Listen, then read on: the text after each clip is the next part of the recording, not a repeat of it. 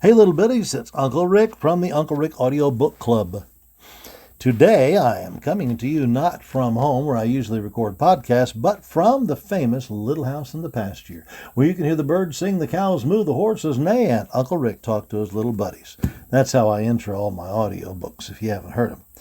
If you haven't, you need to join the Uncle Rick Audio Book Club. $10 a month for 2 great audio books of your choice. I'm reading from one of them today.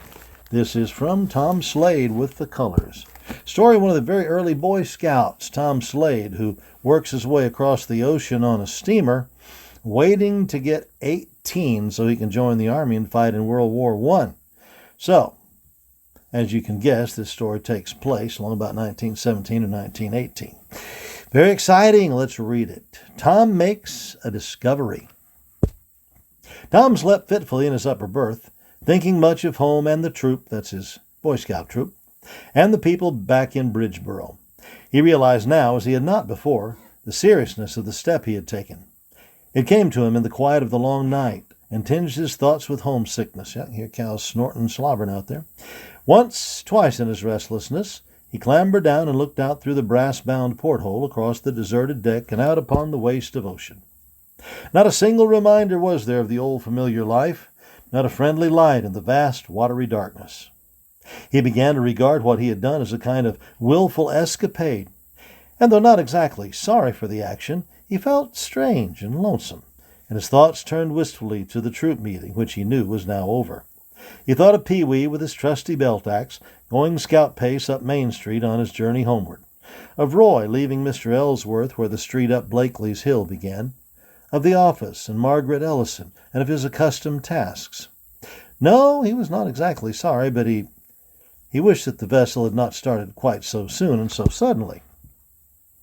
He had never dreamed that the momentous and perilous step of crossing the ocean was begun with so little ceremony. This train of thought suggested the passenger who would wish to go ashore, and as Tom lay in his berth, wakeful but pleasantly lulled by the slow, steady vibration of the great ship, he wondered who the man was and why he couldn't sail without his belated luggage. He recalled how the man had said apparatus once, and how after that he had said belongings. Then recalled young Archer's laugh at his suspicion, and he decided that it was only his own imagination that had given rise to it. He thought rather wistfully how Roy had often called him Sherlock Nobody Holmes. To be sure, the man's transparent unwillingness to have the world turned upside down for his personal convenience had quite a German flavor to it. But it was not, after all, a very suspicious circumstance, and the cheerful light of morning found Tom's surmise quite melted away. It need only the memory of Roy's taunting smile to turn his thoughts to somber realities. "When you get through, come aft and we'll jolly the gun crew," said Archer as Tom left the little room. He made his way along the deck, bent on his new duties, bucking the brisk morning breeze and holding on to the peaked service cap which he had been given to keep it from blowing off. The steel-colored water rolled in a gentle swell, reflecting the bright sunlight, and little flaky clouds scurried across the sky, as if hurrying to their day's tasks also. Far off toward the horizon, a tiny fleck of white was discernible, but no other sign of life or of man's work was visible in the illimitable waste. To Tom it did not seem an angry ocean, but, like the woods which he knew and loved so well, a place of peace and quietude, a refuge from the swarming, noisy land. And across the vast waste plowed the great ship, going straight upon her business and never faltering. The door of the wireless room was thrown open as he passed, and the young operator was sitting back, with the receivers on his ears and his feet on the instrument shelf, eating a sandwich. "Hello, kiddo," said he. In this strange environment, Tom was glad to hear the operator say, "Hello, kiddo," just as he might have said it on the street. He paused at the door for a moment and looked about the cozy, ship-shaped little room with its big coil and its splendid, powerful instrument. "You live in here?" he asked. "Nope," said the operator, "but I'm doing both shifts, and I suppose I'll have to sleep right here with the claps on this trip." "Isn't there another operator?" Tom asked. "Yep, he didn't show up." Tom hesitated, not sure whether he ought to venture further in familiar discourse with this fortunate and important young man whom he envied. "The man at the gate said everybody was on board," he finally observed. "He said all the passes were taken up." The operator shrugged his shoulders indifferently. "Oh, I don't know anything about that," said he. "I got a wireless set of my own," Tom ventured. "It's just a small one for Boy Scouts. Hadn't got much sending power." "He used to be a Boy Scout," said the operator pleasantly. "That's where he first picked it up." "The other operator?" "Yup. I learned some myself," said Tom. The operator did not seem inclined to talk more, and Tom went along the deck where a few early risers were sauntering back and forth, enjoying the fresh morning breeze. He noticed that life preservers were laid across the rail loosely tied, and that others stood in little piles at intervals along the deck, loosely tied also. Yeah, it's probably because American and English ships were getting torpedoed by German submarines in those days. He ate his breakfast in mess room number 2 with the deck stewards and their boys, and greatly enjoyed it, though his thoughts more than once turned enviously to the wireless operator. After breakfast he went down into his own domains, where, according to instructions, he took from a certain meat hook a memorandum of what he was to bring up from below. Descending the dark companionway, he turned on the electric light and stood puzzled for a moment, paper in hand. "That's just exactly like me," he said. "I gotta admit it." The fact was that despite his tour of initiation under the butcher's guidance, he was puzzled to know which of the 2 doors opened into the room from which supplies were for the present to be drawn. At a hazard he opened one of them, and on entering did not immediately perceive the room to be the wrong one. Sliding open one of the screen doors, he stooped and lifted out a couple of cans from the lower shelf. As he did so, he heard the usual unmuffled ticking which was pretty sure to accompany the stooping posture with Tom, and which always notified him that his big trusty nickel watch was dangling on its nickel chain. But it was not dangling this time, and Tom paused in surprise, for the ticking continued quite audibly and apparently very close to him. He took out his watch and held it to his ear, and was surprised to find that its sound was quite distinct from another and slower ticking somewhere nearby. He looked about for a clock, but could see none. "Huh, that's funny," he said, still listening. Then of a sudden he lifted several more cans from the shelf and knelt down, holding his ear close to the space. From somewhere behind the cans came the steady tick, tick, tick, tick, tick, tick. For a moment he knelt there in surprise. Then hurriedly he lifted out can after can until there lay revealed upon the shelf a long, dark object. The ticking was louder now. He touched the object gingerly, and found that it was held fast in place by a wire which ran from a screw in the shelf to another screw in the bulkhead above it, and was thus effectually prevented from moving with the rolling of the ship. Some excelsior lay upon the shelf, which had evidently been stuffed between the ticking object and the back row of cans. Something, Tom did not know just what, but some sudden presentiment, prompted him to step quickly through the passage in order to make sure that he had entered the right room. Then he discovered his mistake. The room he had entered was the storeroom from which no supplies were to be taken on the present trip. He turned back and knelt again, the cans he had removed standing all about him. One of them, which in his haste he had laid upon its side, began to roll with the jarring of the vessel, and Tom shuddered with a kind of panic fright at the sudden noise it made, and with trembling hands he set the innocent can upright. Tick, tick, tick, tick, tick, tick. What did it mean? What should he do? His next impulse was to run upstairs and report what he had discovered. He did not dare to touch the thing again. Then he realized that something terrible might happen while he was gone. Something might happen in 5 minutes, the next minute, the next second. Still kneeling, for strangely he could not bring himself to move, he watched the thing in a sort of fascination. Tick, tick, tick, tick, tick, it went on its steady, grim journey toward what? Still Tom did not budge. Tick, tick, tick, tick, tick, it went, heedless, cheerful, like a clock on a mantelpiece. And still Tom Slade remained just where he was, stark still and trembling. Then of a sudden Tom Slade, ship's boy, disappeared, and there in his place was Tom Slade, scout, calm, undismayed, the same Tom Slade who had looked about him, calm and resourceful, when he was lost in the great woods, and who had kept his nerve when menaced by a savage beast. He cautiously removed the encircling wire, lifted the object out with both hands, finding it surprisingly heavy, and laid it carefully upon the stationary table where cans were usually sorted and opened. Tick, tick, tick, tick. it went cheerfully along on its tragic errand. Well, if you haven't figured it out yet, fellers and gals, he has just found a time bomb set to blow up the ship, sink it to the bottom, and drown everybody on it. It appeared to consist of a piece of ordinary stovepipe about 12 inches long. The face and works of an alarm clock, being of a slightly smaller circumference, had been placed within one end of the pipe, the face out, and the intervening space around this was packed with cotton waste. The other end of the pipe was closed with a kind of gummy cement. Tom observed that the little alarm dial in the clock's face was set for 9 o'clock, which of course afforded him infinite relief, for it was not yet 7. With the greatest of care and hands trembling a little, he pulled out some of the cotton waste around the clock face, holding the dial steady with one hand, and found that nothing save this packing was holding the clock in place. He joggled it very gently this way and that to make sure that it was not connected with anything behind. Then he lifted it out and stood it upright on a shelf with cans on either side of it to keep it in place. Tick, tick, tick, tick. It went just as before, as if not in the least disappointed that its tragic purpose had been thwarted. Tick, tick, tick, tick, like the old alarm clock that used to stand on the shelf above the sink in Barrel Alley. There was no gold cross for this little act of Tom's, and no loud plaudits, as Pee-wee would have said. But Tom Slade had just saved a couple of 100 lives just the same. It occurred to him now that pretty soon he would be expected upstairs.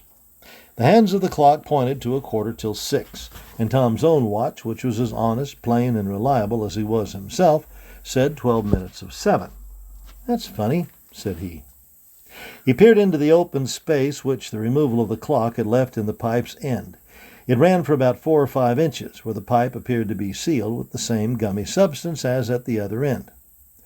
On the inside of the pipe was a rough-looking yellowish area about 2 inches square, and from this 2 black heavy cords ran to the cement wall. Tom understood at once the mechanism of this horrible thing. The bell of the alarm clock had been removed, and the clock so placed that at the fatal tick the striker would have vibrated against this rough area, which was probably inflammable like a match end, and which, on being ignited, would have ignited the fuse. Tom's imagination traced the hurrying little flames, racing along those 2 cords to see which would get there first, and he shuddered, thinking of the end of that sprightly little race to the awful goal. His lip curled a little as he looked at the now harmless piece of junk, and his eyes wandered to the impenitent clock, which, without any vestige of remorse or contrition, was ticking merrily up there on the shelf, out of harm's way between the sentinels of cans. "Huh! I don't call that fighting," he said. Tom's knowledge of war was confined to what he had learned at school. He knew about the Battle of Bunker Hill and that ripping old fight, the Battle of Lexington. These 2 encounters represented what he understood war to be. When Mr. Ellsworth had taken him in hand, he had told him a few things known to scouts, that it was cowardly to throw rocks, that it was contemptible to strike a person in the back or below the waist, that fighting was bad enough, but that if fights must be fought, they should be fought in the open, that a boy should never strike a girl. And what kind of fighting was this, thought Tom? Was it not exactly like the boy who sneaks behind a fence and throws rocks at people? "That ain't fighting," he repeated. Methodically he went upstairs. His immediate superior was Butch, but his ultimate superior was Mr. Cressy, the steward, and to him he now went. "I got something to tell you, Mr. Cressy," he said hurriedly. "I made a mistake and went into the wrong room, and there's a bomb there. It was set for 9 o'clock. I fixed it so as it can't go off." "What?" ejaculated the steward. "I fixed it so it can't go off," Tom repeated dully. "If I'd waited till I told you, it might have gone off by mistake." His manner was so entirely free from excitement that for a moment the steward could only stare at him. "There ain't any danger now," said Tom. The steward whistled to himself thoughtfully. "Go in there and wait till I come, and don't say anything about this to anybody," said he. Tom went down, feeling quite important. He was being drawn head and shoulders into the war now. Once the thought occurred to him that perhaps he would be suspected of something, for he thought he knew how easily people did get misjudged. But that seemed absurd, and he dismissed the thought of it, just as he had dismissed the thought of Roscoe Bent's really doing anything wrong or cowardly. but still a vague feeling of uneasiness held him. In a few minutes the steward came down with the captain and the first officer, and a man in civilian clothes who carried a cigar in the corner of his mouth, and who Tom thought must be of the Secret Service. Tom stood greatly in awe of the captain, who seemed to be the very type of exalted dignity. But a cat may look at a king, and he stared at that autocrat, resolved to answer manfully whatever questions were asked him. "Confirms your suspicions, eh?" said the captain to the man in plain clothes, after a gingerly inspection of the ominous piece of stovepipe. Said the other man. "Yes, no doubt of it. Wish I'd taken him up last trip when he sent that message. We'll have a job finding him now." "I don't see how he could have got ashore since 9 o'clock last night," said the first officer. "Well, they did anyway," said the Secret Service man. "They're getting by every day, and they will until we have martial law along the waterfront. See, this is where he had to come through to his locker," he added, looking about. The captain gave a brief order to the first officer to have the vessel searched at once for more bombs. The officer hurried away and presently came back again. The Secret Service man was intently examining the floor, the jamb around the door, and the casing of the porthole. The captain, too, scrutinized the place as if he hoped it might yield some valuable information, and Tom, feeling very awkward, stood silently watching them. "Here you are," said the Secret Service man, indicating a brown stain on the door jamb. The other 3 men stepped over to the spot, but Tom, who did not dare to join them, stood just where he was, looking uncouth and out of place in the ill-fitting white duck jacket and blue peaked service cap which had been given him. "There you are, Captain," said the Secret Service man. "See that finger mark? Skin lines aren't as clear, see? That's from constant pressure. That's the finger he uses to press his wireless key." Said the captain. "I've had my eye on that young operator for the last 2 trips, said the plainclothes man. "He's undoubtedly the fellow that sent that code message that tipped Eckler off and posted him about the Republic sailing. I never liked his name, Hinnerman. Might have known he wouldn't show up for this trip." "He was a holdover on board," said the first officer, "and didn't come in for the government quiz. They should all have been thrown out. Think the other operator's all right?" he added. "Oh, yes, he's got 2 brothers in military service," said the Secret Service man conclusively. "Yeah, and see here, another finger mark, thumb. And here's a couple more," said the plainclothes man, indicating several less distinguishable marks around the porthole. No one paid any attention to Tom. He watched the 4 men as they examined the little signs which they thought verified their conclusion that the missing wireless operator had placed the bomb. "You see, he knew this room wouldn't be used, probably not entered on this trip," said the Secret Service man. "It was a lucky mistake this boy made," said the first officer, glancing not unkindly at Tom. Said the captain. Tom did not know whether to take this for praise or not. He stood, silent but very thoughtful. None of his 4 superiors took the trouble to acknowledge his act or even to address him, and he had to piece together as best he could from their conversation the reasons for their long-standing suspicions of the missing operator's disloyalty. Never in all his life had Tom felt his own insignificance as he did now. The Secret Service man was very self-confident and very convincing. His conclusions, in view of past suspicions, seemed natural enough, and Tom could not help envying and admiring him from his obscure corner. "I'll send a wireless right away," said the captain as the 4 moved toward the door. For a few seconds Tom struggled to master his timidity. He felt just as he had felt when he talked to Margaret Ellison and when he had faced Roscoe Bent's father. These uniformed officials were as beings from another world to poor Tom, and the Secret Service man seemed a marvel of sagacity and subtle power. If you haven't heard me read any of the Tom Slade books, fellers and gals, you won't know, but Tom grew up as a semi-orphan in a very, very poor slum in New York, or else New Jersey, close to New York. So he didn't have a lot of confidence with adults and business people. As they reached the door, he spoke, his voice shaking a little, but in the slow, almost expressionless way which was characteristic of him. "If you'd wait a minute, I got something to say," he said. "Yes, sir," said the first officer, not unpleasantly. The captain paused impatiently. The Secret Service man smiled a little. Indeed, there was plenty to smile at, for the captain, too, if that dignitary would have so condescended. For Tom's sleeves, which were ridiculously long, were clutched in his two hands as if to keep them from running away, and the peak of his cap was almost over his ear instead of where it belonged. "I heard this morning," said Tom, "that the other operator, the one that ain't here, that he used to be a scout. I'm a scout, so I know what kind of fellers scouts are. They ain't traitors or nothing like that. Something happened to me lately, so I know how easy it is to get misjudged. If he was a scout, then he wasn't a German, and even if he might have had a German name, 'cause Germans stay by themselves and don't join in, kind of." The captain made a move as if to go. "But that ain't what I wanted to say," said Tom. The captain paused. There was something about Tom's blunt, plain speech and slow manner which amused the first officer, and he listened with rather more patience than the others. "There's a man tried to get off the ship last night," said Tom. "Oh, yes, that was Dr. Curry from Ohio," laughed the first officer indulgently. "I hunted him up on the purser's list. He's all right. He flew off the handle because his baggage didn't come. He's all right, boy." "The man that started the English Scouts," said Tom, undaunted, "says if you want to find out if a person's foreign, you get him mad. Even if he talks good English, when he gets excited, he'll say some words funny like." The captain turned upon his heel. "But that ain't what I was going to say either," said Tom dully.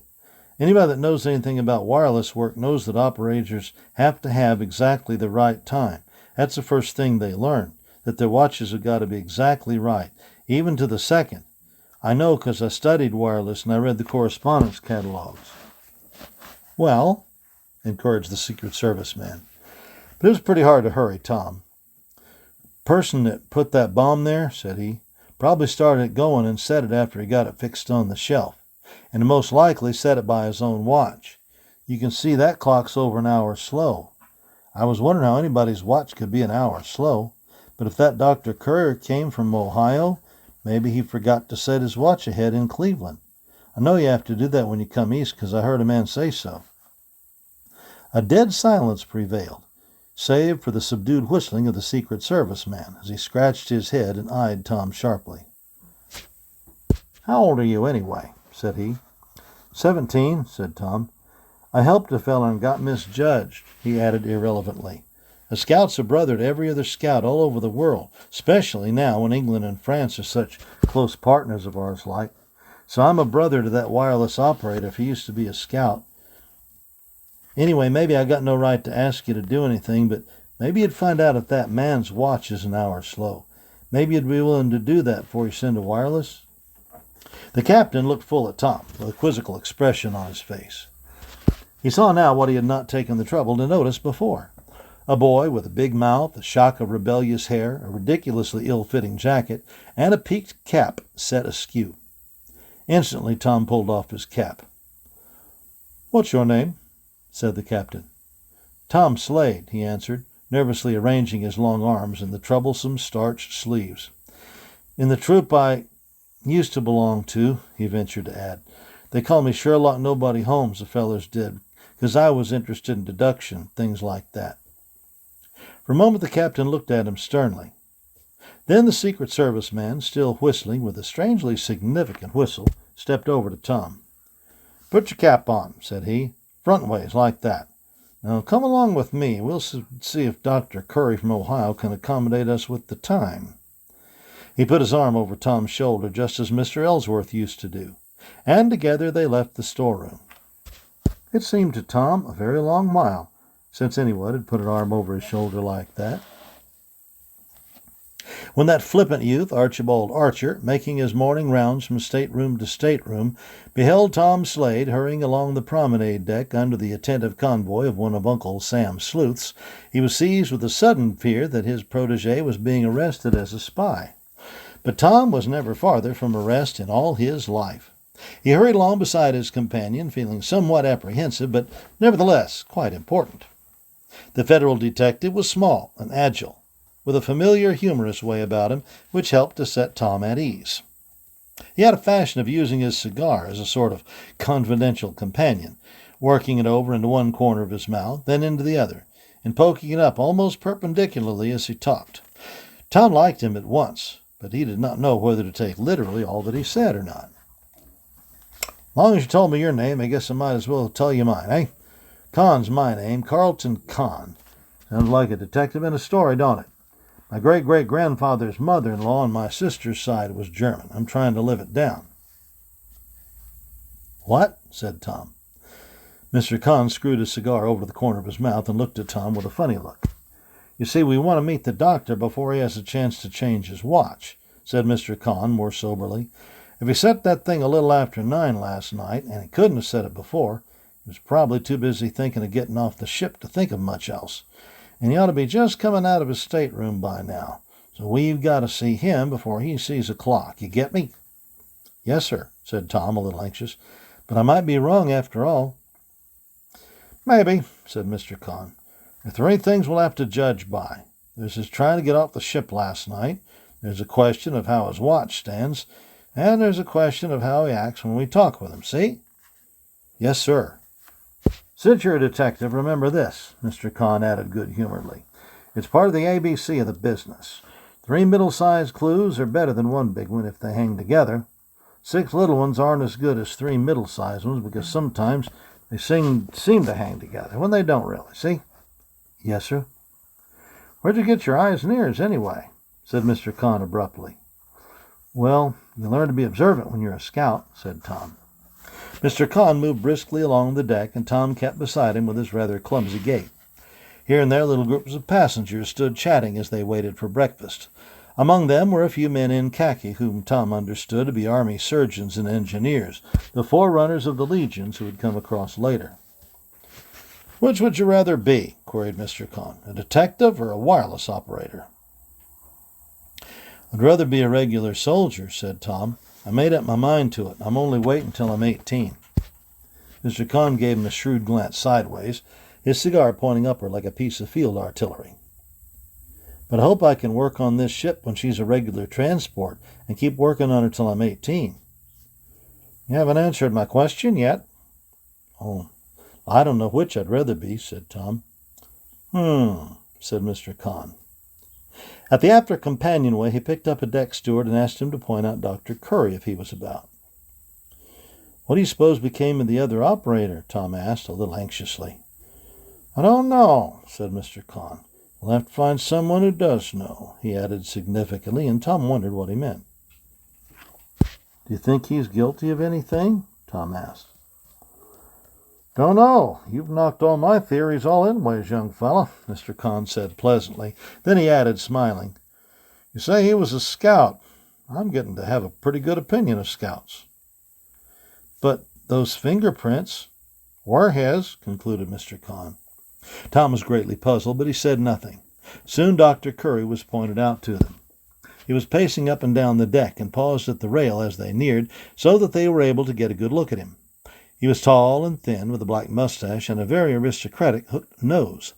Perhaps there was the merest suggestion of the foreigner about him, but nothing in particular to suggest the German, unless it were a touch of that scornfully superior air which is so familiar in pictures of the Kaiser.